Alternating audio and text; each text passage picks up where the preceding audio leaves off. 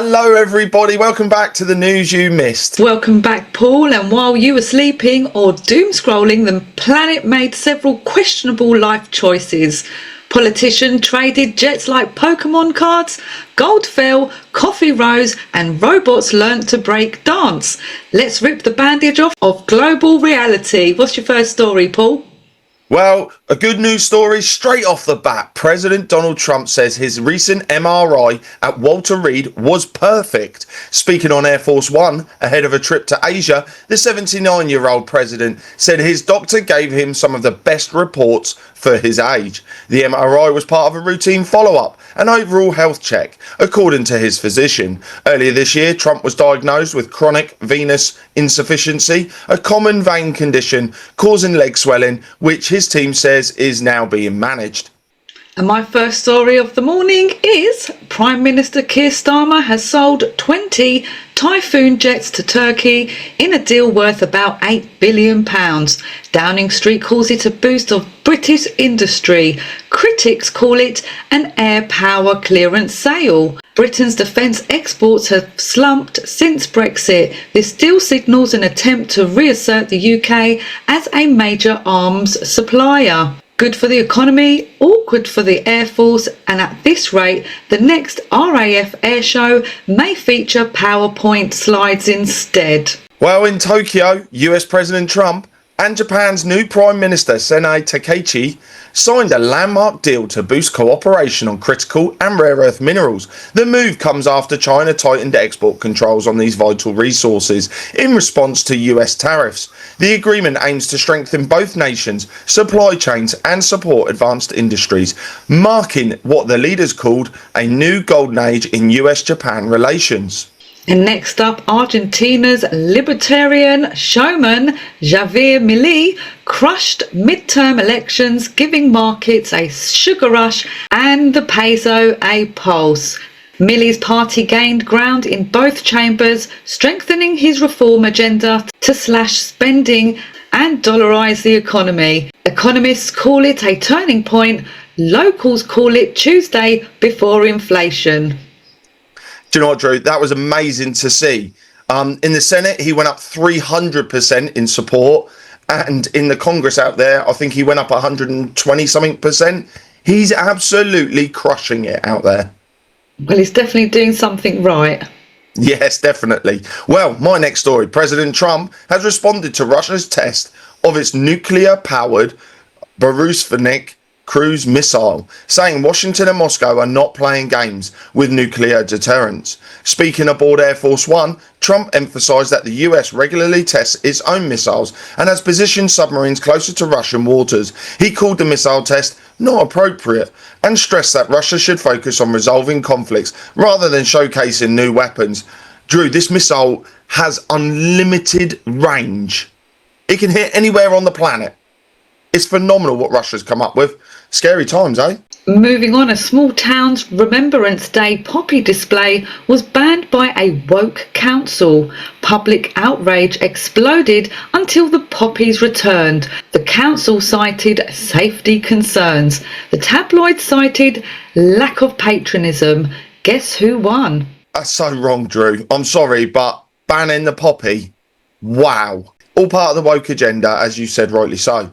Jamaica is preparing for the strongest storm of 2025 as Hurricane Melissa approaches. The Category 5 hurricane could bring up to 30 inches of rain and winds of 175 miles per hour. Authorities warn of catastrophic flooding and landslides, with Prime Minister Andrew Holness calling for prayers.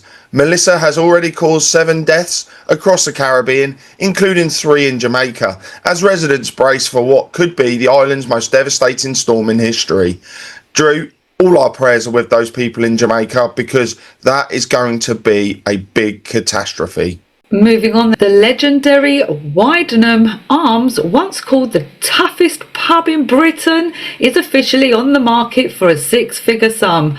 The pub closed after a licensing probe and an era of rowdy tradition. If you buy it, include a budget for exorcism and bouncers, a great investment for people who think chaos is character. An Italian appeals court has approved Germany's request to extradite Ukrainian suspect Sergei Kuznetsov, accused of coordinating the 2022 Nord Stream pipeline sabotage. Kuznetsov, a former military officer, will remain in Italy while his case is appealed to the country's top court next month. The ruling comes amid conflicting investigations, with Russia and some journalists questioning Germany's versions of events, while another suspect was recently denied extradition in Poland. Drew, the truth is coming out about the Nord Stream pipeline explosion, and it turns out quite possibly Russia didn't blow up its own pipeline. Why would you blow up a cash cow? Fancy that. It may not have been Russia. Yeah. And my final daily news story: a government-funded charity faces backlash for creating classroom materials that cast migration in a positive light. Opponents say it indoctrinates children. Teachers say it just teaches geography.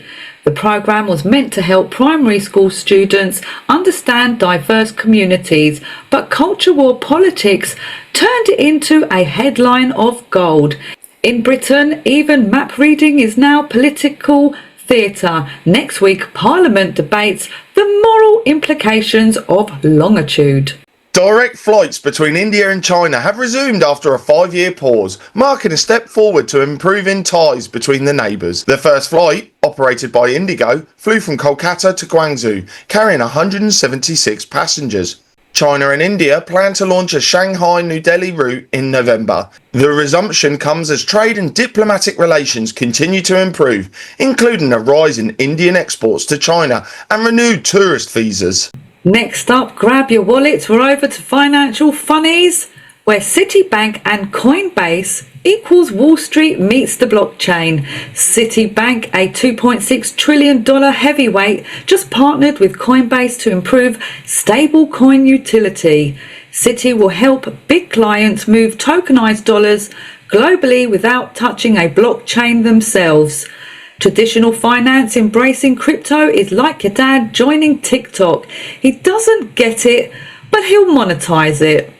My first story: South Africa has been removed from the Financial Action Task Force grey list, a major win for the country's president in its anti-corruption campaign. The global watchdog praised Pretoria for strengthening its defences against money laundering and terrorist financing. Ramaphosa said the move restores confidence in South Africa's financial system and boosts its global reputation. He called it a milestone that will attract investment and ease pressure on citizens and businesses.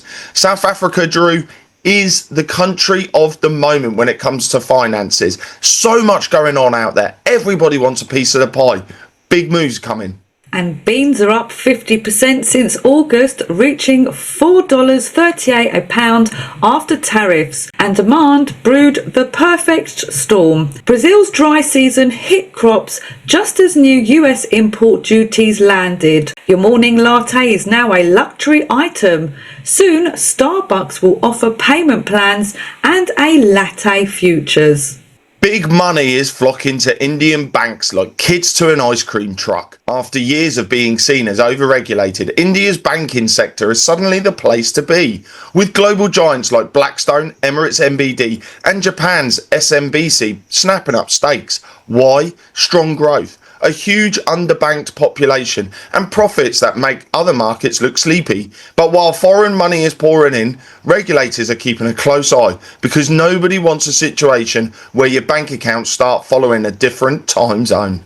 And the index smashed a record high at 6,800. Traders were thrilled, economists were nervous, tech earnings are strong, inflation is cooling, and denial is trending. The market's a roller coaster, and everyone insists it's an elevator. China's central bank is waving a big red flag at stablecoins, warning they could shake up the global financial system. Governor Pan Gongsheng says these digital coins are still in training wheels mode, but people are using them like Ferrari keys. Regulators worry they could open doors to money laundering, illegal transfers, and even, yes, funding the bad guys. Gold falls below $4,000. Investors once fled to gold for safety. Now even the safe haven is on sale. A strong dollar And crypto competition sent bullion sliding. Apparently, solid as gold now means softer sentiment. And this is also on the back end of Trump and China talks. So we may see gold slip a little bit more before it comes back. And Congressman Ro Khanna plans a bill banning elected officials from owning or creating crypto. It's a move to avoid conflicts of interest as digital assets enter campaign coffers. Politicians won't hodl, they'll hold hearings.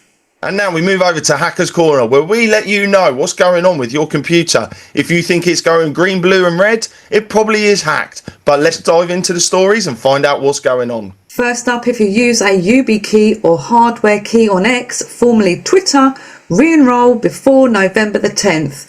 Security keys are tied to domain names. Once it switches to x.com, old bindings break.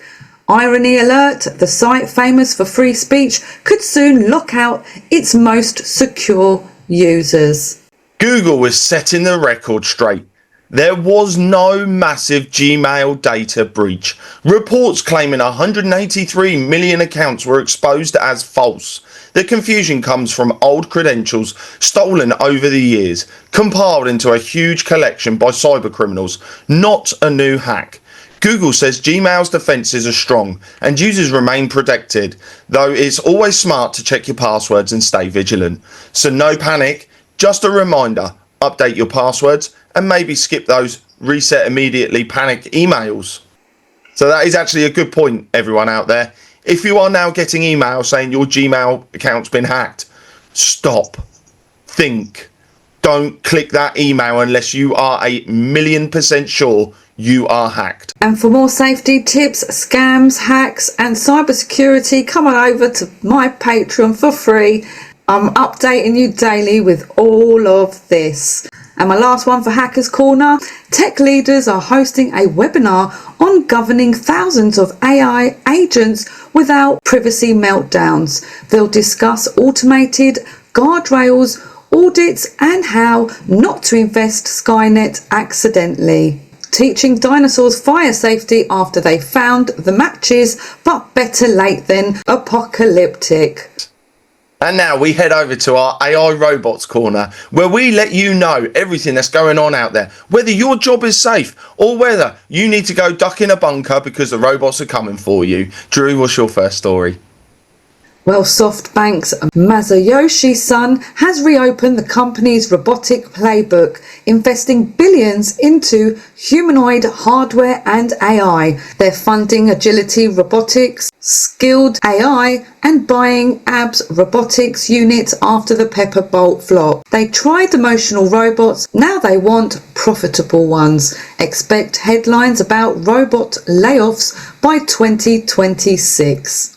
Well, staying on the subject of powered robotics, Nike has just debuted its first powered footwear with Project Amplify, a robotic exoskeleton designed to boost your walking speed for faster commutes like having a second set of calf muscles. Nike says the powered footwear system integrates a lightweight motor, drive belt and rechargeable cuff battery with a carbon fibre plated runner. A calf-mounted battery feeds a hinged arm into a heel socket, delivering assist at the ankle to help you go faster with less effort in walking and running. China's Agibot launches Linkcraft, a tool that turns smartphone videos into humanoid robot motions. No coding required. The system maps 2D video into 3D robot command via AI motion capture.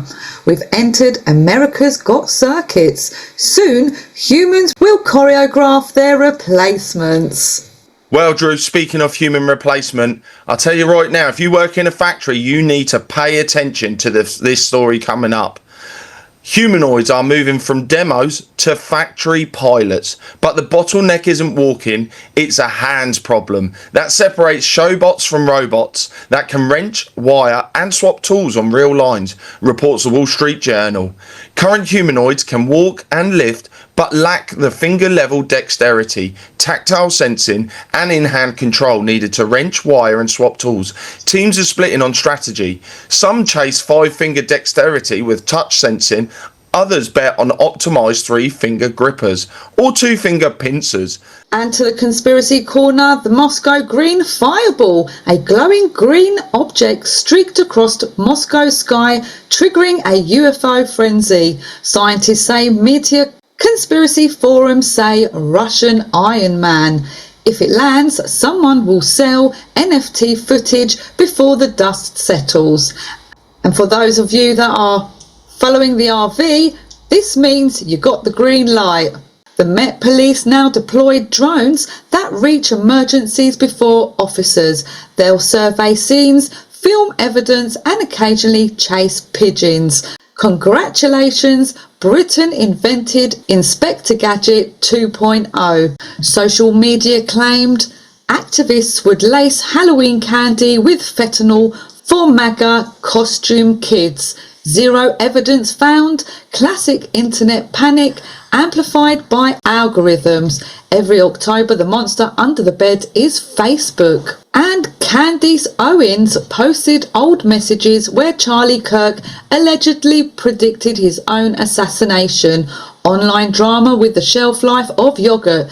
The internet forgets faster than it forgives. And that was your news on Tuesday, the 28th of October 2025. Thanks for joining us. We look forward to seeing you all over on charlieward.com, where we are live on the Insiders every Wednesday and Saturday. So all that's left for me to say is to take care. God bless. See you all soon. Bye now. Bye bye.